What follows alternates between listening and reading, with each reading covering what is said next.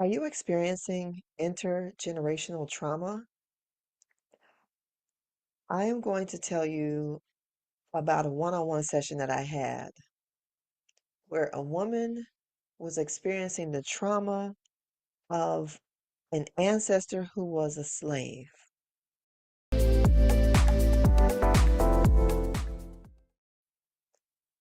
Hi, I'm Joy with Breaking Curses 101, and this ministry has been around, wow, a long time now. I started the concept of it in 2012. I wrote my first book, my first and only book, Removing the Barriers to Healing. And that same year, launched my first class, Spirit Spouse Deliverance, and then Fight Witchcraft and Win. Since then, I have grown a lot, offering more classes to help people get delivered. And of course, the ministry took off in 2020 with the pandemic. So now I am offering coaching and classes to help people get delivered in the privacy of their own home, any time of the day or night. So check out the classes, check out the book. Um, our membership meeting is Sunday. If you want to jump in, it's once a month, and then we have a couple more meetings there, but that's the main one where you can get Q&A and mass deliverance in the same session. It's pretty awesome. So let's get into this session. It's a doozy, and it reminds me of why I don't do many of these anymore because it's so intense. It's like going into an altered universe. It's like taking a trip back in time. Speaking of that, I had a gentleman comment on my preview of this session and said it sounds a lot like past life regression. And I've heard that before. A lady in the Philippines said to me she used to be into the New Age, and my session with her reminded her of past life regression. Only past life regression brought up the pain of the past, but it couldn't heal it. The person doing it could not heal that pain. They can just expose it. It's like opening up a wound and then not doing anything about it. Like, what? Who does that? Let me give you this this is Wikipedia definition of past life regression. Past life regression or past life therapy regression or memory regression is a method that uses hypnosis to recover what practitioners believe are memories of past lives or incarnations. The practice is widely considered discredited and unscientific by medical practitioners, and experts generally regard claims of recovered memories of past lives as fantasies or delusions or a type of confabulation. Really? Okay. So that's quite interesting. Science have proven that memories can be passed down genetically or epigenetically. That's the term, epigenetics. So now there is in psychology terminology going around about generational trauma. It's quite interesting. So I have this article from Psych Central, Psych Central, and it's about trauma and genetics. Actually, wait. Yeah, what is genetic trauma? Researchers are studying how, I'm sorry, this has been medically reviewed by Lori Lawrence, um, PSYD, written by Gina Ryder on February 18th, 2022. I just want to give credit to the writer. Researchers are studying how ancestral trauma might be passed down to future generations through genetics and other means. So it's true. Um, Can trauma be passed down via genetics? That's a question heavily debated by the scientific community. There's a growing interest in the question of whether trauma experienced by our parents and grandparents may impact our mental health.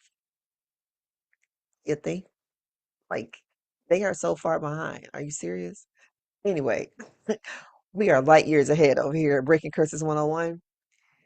So there's a growing interest in the question of whether trauma experienced by our parents and grandparents may impact our mental health, but it's not clear yet if that impact is biological. Wait, yet it's not clear if that impact is biological, psychological, or both. Genetic trauma refers to the effects of trauma that some say we inherit from previous generations. While genetic trauma is a term people search for online and use in everyday conversation, many experts avoid the term. So Tracy L. Bale, PhD, a neuroscientist at the University of Maryland, says, we don't have much evidence that trauma is genetically or epigenetically more precisely inherited. Epigenetics is the study of how the events that happen to you and your behaviors, such as traumatic events and trauma responses, can change the way your genes work.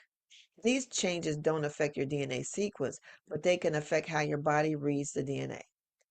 But even if there isn't direct genetic evidence, Bale notes that the effects of trauma on the next generation can be important without being inherited.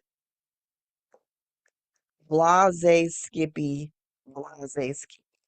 What are you saying? You're like trying not to say something while saying a whole lot of words. Anyway, but where Christian faith doesn't believe in hypnosis, the Christian faith um, we don't believe in past life regression. However, I'll be honest with you, in this ministry, people are remembering things that their ancestors went through. The actual memory of the event is imprinted in their minds and they are reliving it. Crazy, right? But I've had so many of these sessions and people are remembering what happened in the past. In fact, it has been misinterpreted in the Christian world as just a dream. So you have ministers teaching about dream interpretation, and what they don't understand is these are not just dreams, these are memories that are replaying in a person's subconscious at night during their REM sleep, heavy sleep. Those memories are coming back, coming back. All right. And they're over there trying to interpret the dream. I'm like, it's not a dream, it's a memory.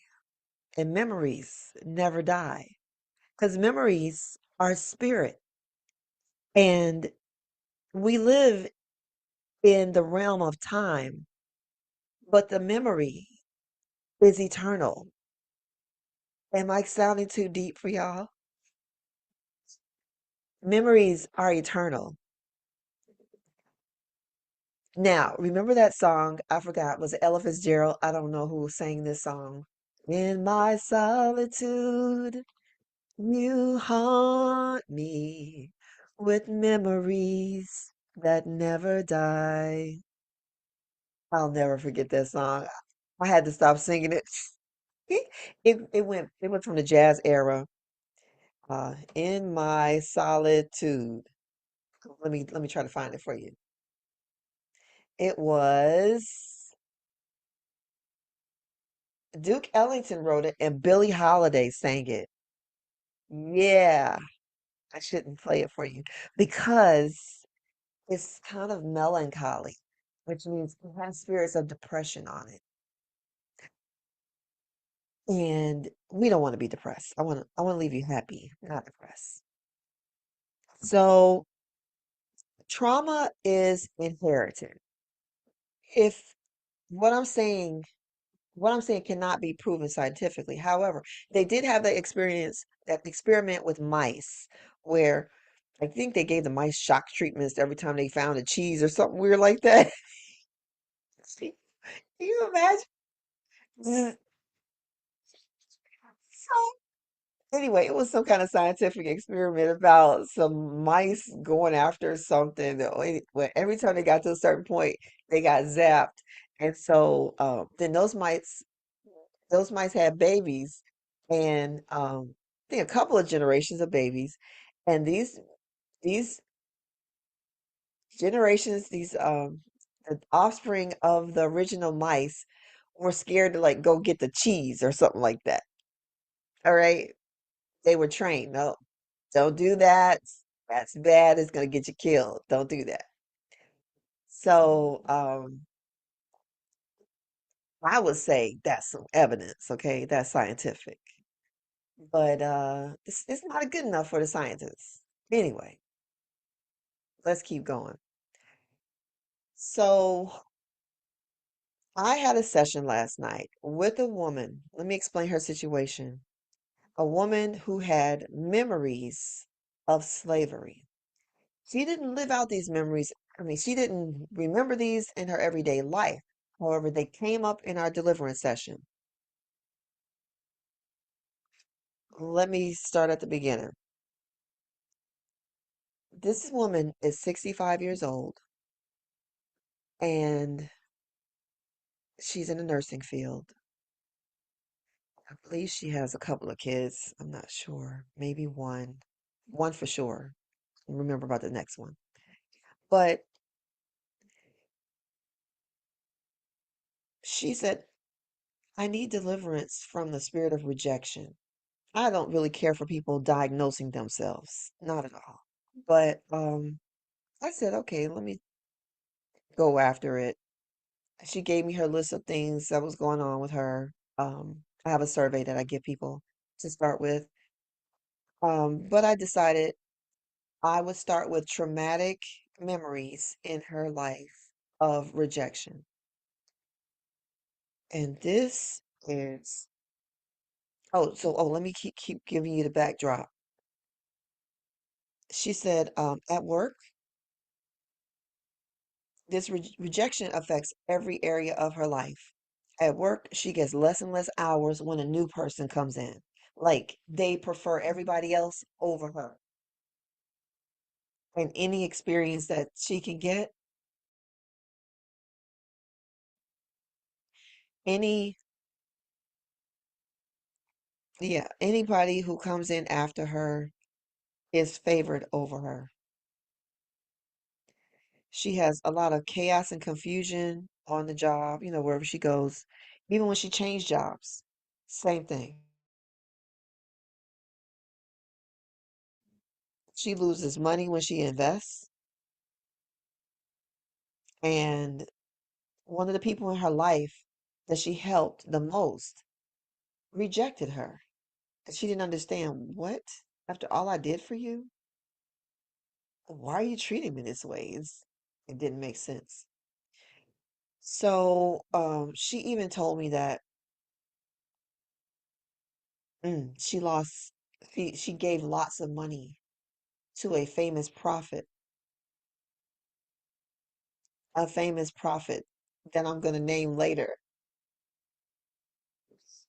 You know, I don't like giving names, but I've mentioned him before. Why don't you just put it in the comments just put it in the comments. What a good guess in the comments. And and I'll let you know.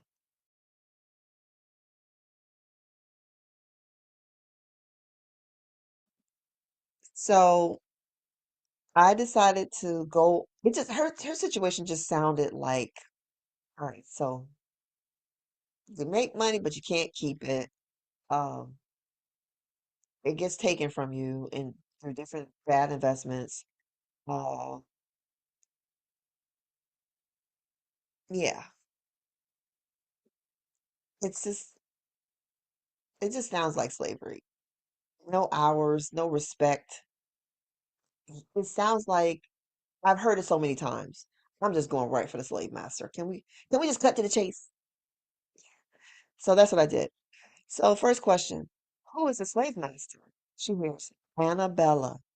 How old are you, Annabella? I don't know why I asked that. Annabella is 19. She inherited the family of slaves, or the slave family. The family was originally bought in 1814 in Georgia. The woman started seeing trees when I asked that question. So, and then she starts seeing a farm. And then she feels afraid. Like, when she starts gripping herself like this, like she's tied up.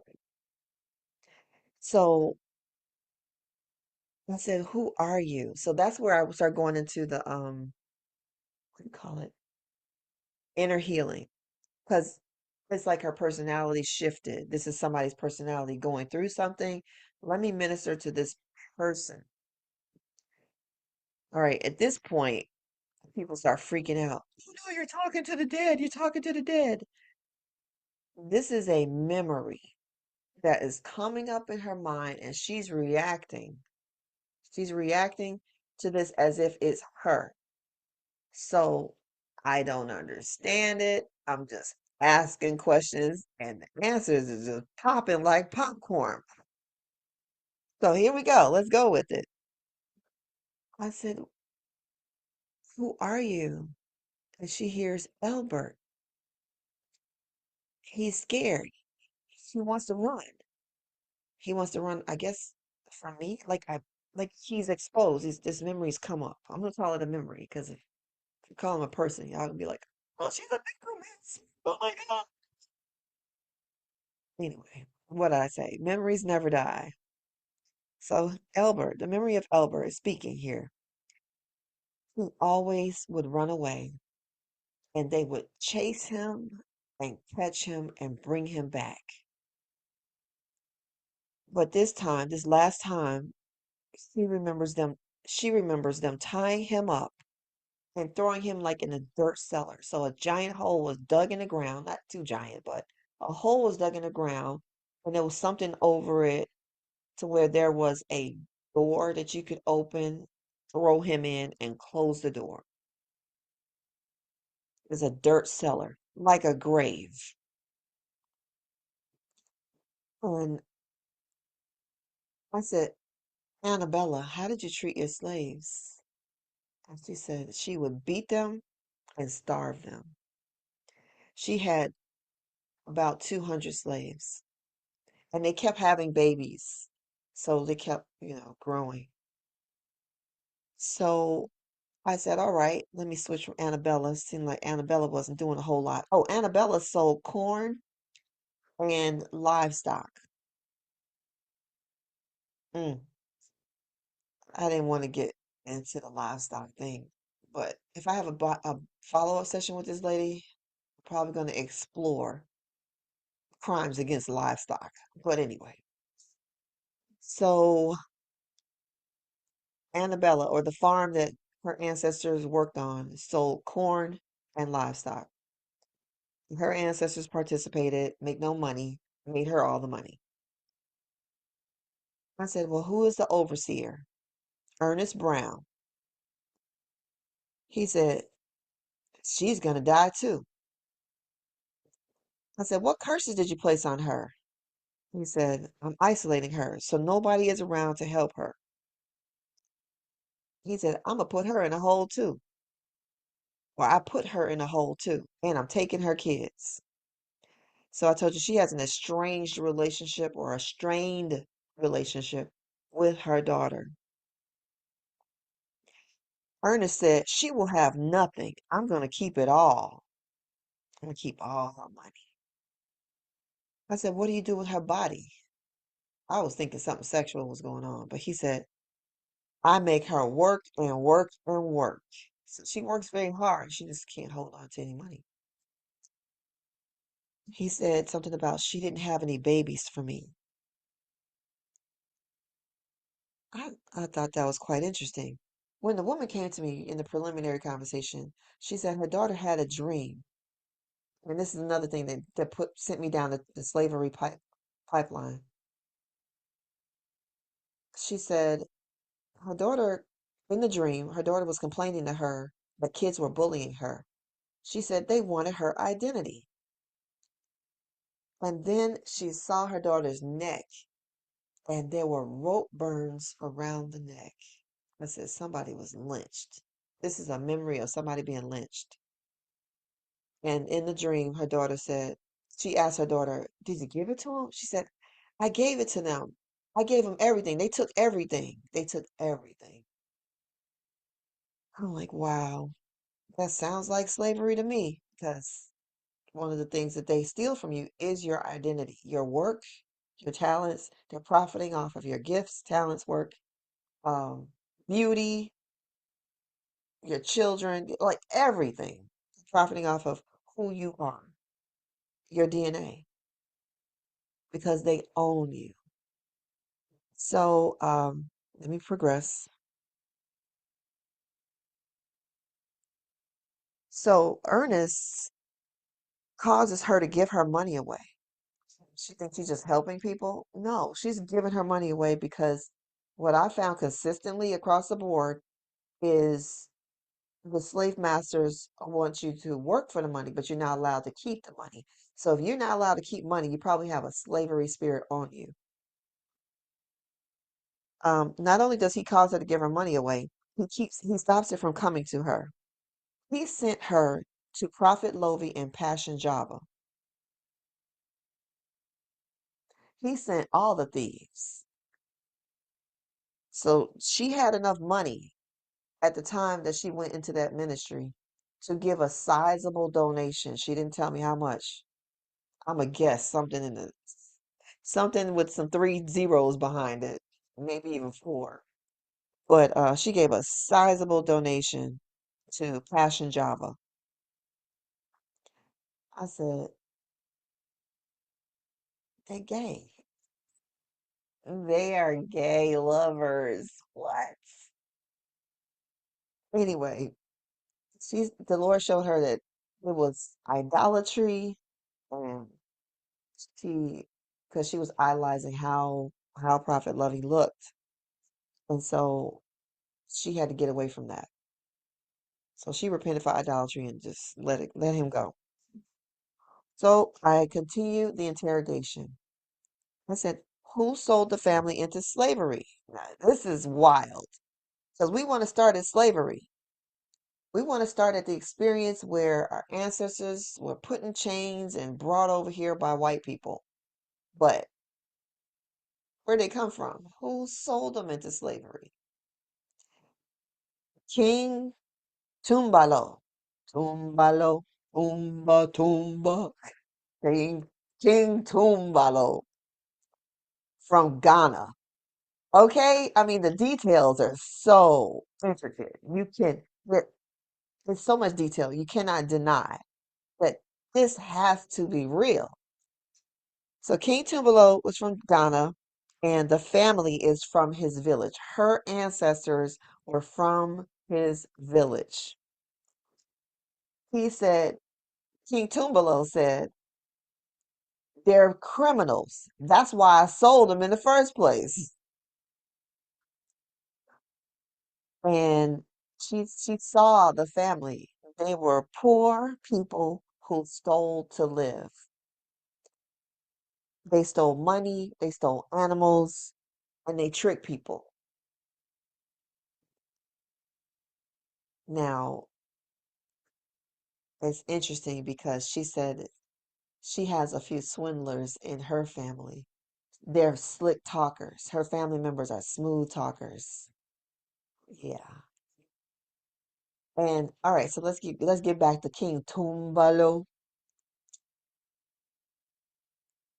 I said, who's the chief thief? I'm thinking the chief thief was the guy in King Tumbalo's village. Anyway, his name was Londo. Londo. Interesting. Remember that name, Londo. King Tumbalo said, well, he was sold with the slaves. He said, well, how oh, Londo was a trickster. He was a trickster. Kind of remind me of Till Eulenspiegel. Let me know if you know who Till Eulenspiegel is. Okay, so he curses her through his lies and deception. He causes her to be deceived. And when this woman was younger, she lied and deceived people. It was a way of life to get what she wanted. Very consistent. It's just so interesting because I didn't know anything about this woman before she came to me. So the characters that are popping up in her deliverance session are just very, very consistent with her life. Like who can make up this story on the spot? So I said, so acts of Londo in her bloodline causes her to be lied to and deceived. You get the connection? We reap what we sow. He was a liar, cheater, a swindler, smooth talker, slick guy, and now his descendants are experiencing the same thing. Get it? Got it? Good. Now, I said, what curses came in after giving to Passion Java and Lovi? Curses are she can't keep money, and there's a dryness in her spirit to fast and pray. She used to sing to the Lord, but that dried up. Spiritual dryness came in after being a part of that ministry. Mm.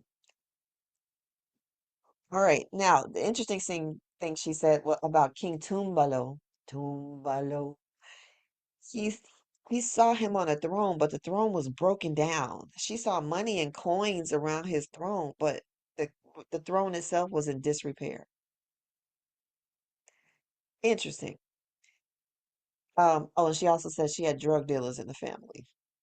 Yeah, who doesn't, right? No, just kidding. All right, but so I walked her backwards through repenting for all these sins, even the sins of, did I even get into the drug dealer? I think I saved that for a whole different session because that popped up last after like 2 hours. Okay.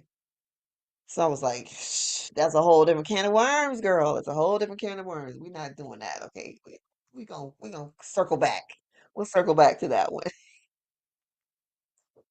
So this is okay, so I walked her through breaking soul ties, repenting for giving into Prophet Lovi's I'm sorry, Passion Java's ministry. I rep we walked through forgiveness of the slave masters and overseers. We worked through breaking soul ties and all that. And she just felt things lifting off of her. But this is what she told me in the end. Because like I said, I didn't have too much of a interview with her before all this. I had one conversation with her, what, like a year and a half ago or two. So she said what's interesting about this whole thing was that she ran from every relationship. She was a runner, and runner is one of the words in her email address. I may be giving her away. Sorry. You might have to change your email address. She's a runner. She's a track star. She was a runner, just like Elbert. And yeah, she said people made fun of her because she was always on the run. It's crazy. Isn't that crazy? Her whole personality was shaped by the trauma of a slave. And oh, by the way, I never told you, Albert was only 9 years old. I think she told me that later at the end. Nope, she told me that at the beginning. I forgot to tell you. Anyway, little 9-year-old Albert and his trauma shaped this woman's whole life. Okay? She's 65 and she's just now getting delivered. Well, thank God she gets to see the goodness of the Lord in the land of the living. But my goodness, I just pray that she gets to experience life in liberation. Oh, Jesus. Imagine people going around their whole lives with trauma and pain and suffering and dodging and juking and poverty and getting robbed and all of this, all bad for your whole life. Your whole life? That's crazy. Don't wait till you're 65 to get a deliverance session. My calendar is open right now for members only. Okay, so I stopped doing sessions with strangers because they don't know me and I don't know them. And I ain't got no time for people to be saying crazy stuff about me after all the time I invest in them. So I only do sessions with people who are in my membership because then we skim off all the stuff off the top. By the time you get to me, I can get real deep. That's why I could go deep with her because she's done all the preliminary work. Not as much as I had hoped. Okay. She should have done a whole lot more. But some people need more hand holding. Anyway, um, she also said she never had stability as a family when she was little. They were always moving, moving from place to place to place. Probably running like her. Well, yeah, your parents don't necessarily tell you, oh, we got to move real quick because we owe the landlord and they after us. Don't tell that child that. Nobody. Oh, somebody's after me. I gotta move. We gotta move. You just know that as a child, you're moving. You're just moving. I'm trying to think of anything else interesting. Oh yeah. It gets crazier after the session is over. Check this out. So the woman goes happily on her merry way. And I had to call my friend. Should I tell her name? Yeah, I'll tell her name. So I called Amy. Amy, girl, you got to hear about this session. Chat. This was something. And I told her about the thief named Lando. And she said, I'm reliving this as you tell me this. Like, how? How is that possible? Because she's from the Philippines, grew up in the Philippines. And there was a family, I mean, there was a person or a group of people, maybe a family named Lando. Their last name was Lando. Same name as the trickster that showed up in this woman's deliverance session from Africa. This is a Filipino named Lando, and they tried to steal property from Amy's family. What? They stole the deed, a copy of the title, and they wanted to sell it or something like that, or steal it, or put it in their name, or do something shady with it. But they were caught, or they were able to avert, that situation from happening. So thank God. But I thought it was just so interesting that this Lando name shows up as a thief across continents. I'm not calling every Lando a thief. However, if the shoe fits, wear it.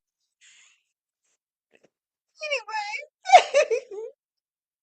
All right, so like I said, I have sessions open this month of December. I decided I can do this. Life is It's hibernation time. It's cold outside. I'm gonna be in the house. Um, and I'm willing to do this, even though it puts me in a twilight zone. At least I have you all here at YouTube, my YouTube followers, so I can vent. Hopefully you learned something. Please blow up my comments. Let me know if any of this resonated with you, from the generational trauma to psychology to even to the past life regression. And once again, I don't believe in the methodology of past life regression. It involves hypnosis. Oh, forgot to tell you, when you're under the anointing of the Holy Spirit, well, when that power is on me, I have the authority to divide soul from the body, from the spirit. Anyway, I'm able to bring the spirit up just with a word. It's called authority in the spirit realm. I walk in that. And sometimes people feel like they're being hypnotized. Well, the people in the world, they know they're being hypnotized. Um, for me, really, when I'm taking a person through a session, they're conscious. Um, if they're from Africa, though, they're like from a deeply spiritual place or something. Sometimes their spirit is so open, they just change personalities and they're a whole different person. So anybody from the outside would probably say, "Oh, she's hypnotizing them." No, girl, that's them demons coming up. That's some demons coming up. Okay, you understand? I'm getting hot, y'all. I'm like, woo. Okay. So yeah, I told you in one of my other videos that I was on a TV show, Strange World, and the host Christopher Garetano said that he asked me, was I hypnotizing him? Because he went out for it. I don't even know how to hypnotize anybody. However, when I'm calling them spirits up, them spirits that are offending you, that are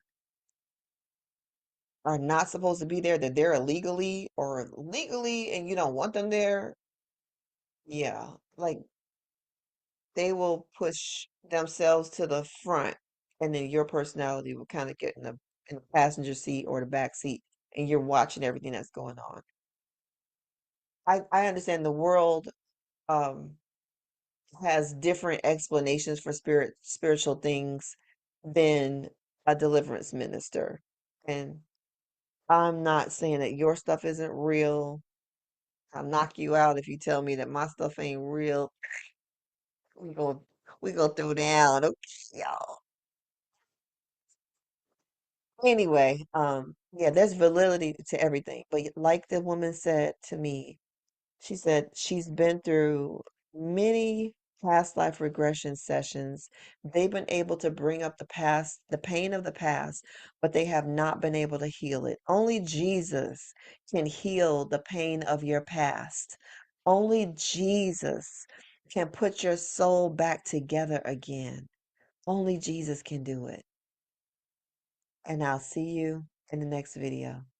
Start your deliverance journey today with the Breaking Curses 101 School of Deliverance. You can get delivered in the privacy of your own home. We've served over 6,000 people since 2016. So check out my link in the description below to take my free course to get started.